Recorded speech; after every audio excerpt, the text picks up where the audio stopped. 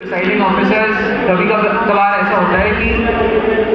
कुछ tense situation में panic कर जाते हैं, तो उस टाइम पे बहुत अच्छा सपोर्ट वो PO1 से ही एक्सपेक्ट करते हैं। और इसीलिए हम PO1 की एक सेपरेट तरीके से ट्रेनिंग भी करवाते हैं, जो कि PO2 PO3 की नहीं होती, क्योंकि उनका रोल बहुत सीमित होता है।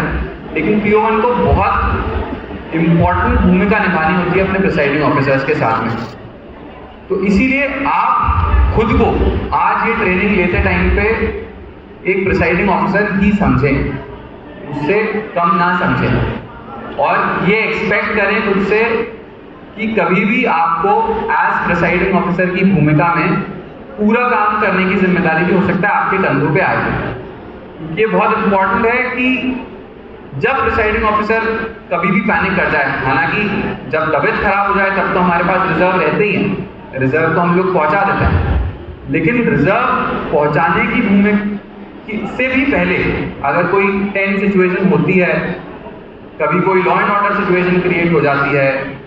कभी कोई अभ्यर्थी की तरफ से कुछ वाद विवाद की स्थिति उत्पन्न हो जाती है, ऐसी सभी सिचुएशंस में मतदान अधिकारी प्रथम की भूमिका बहुत इंपॉर्टेंट हो जाती है, तो वो बहुत अच्छे से अदा करें। हमारे 459 पोलिंग स्टेशन हैं और पर्याप्त मात्रा में हमने रिजर्व भी रखे हैं। तो आप सबसे अनुरोध रहेगा कि एक तो बारिश का टाइम है, वायरल सीजन भी चल रहा है, तो अपनी तबीयत का भी ध्यान रखें। किसी भी तरह से मतदान वाले दिन ऐसा नहीं होना चाहिए कि आप एक फिट कंडीशन में नहीं हैं। उसके लिए हमारे द्वारा भी प्रयास किया जा रहा है कि अच्छे तरीके से आपको पोलिंग स्टेशन तक हम लोग किसी तरह पहुंचाएं, आपके लिए व्यवस्थाएं अच्छी हों,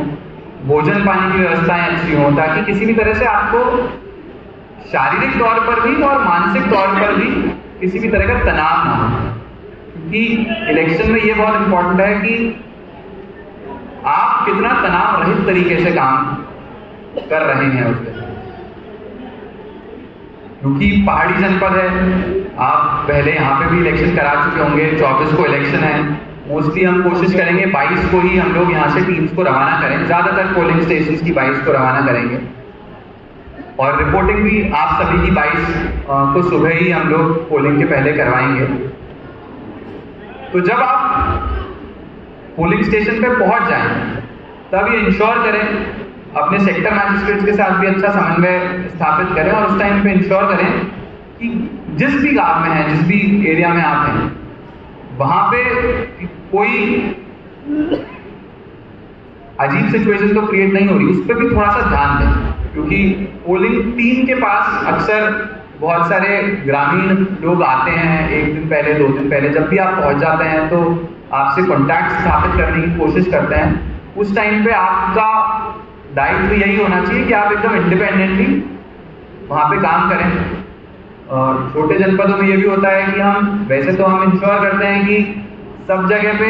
किसी भी तरह से पोलिंग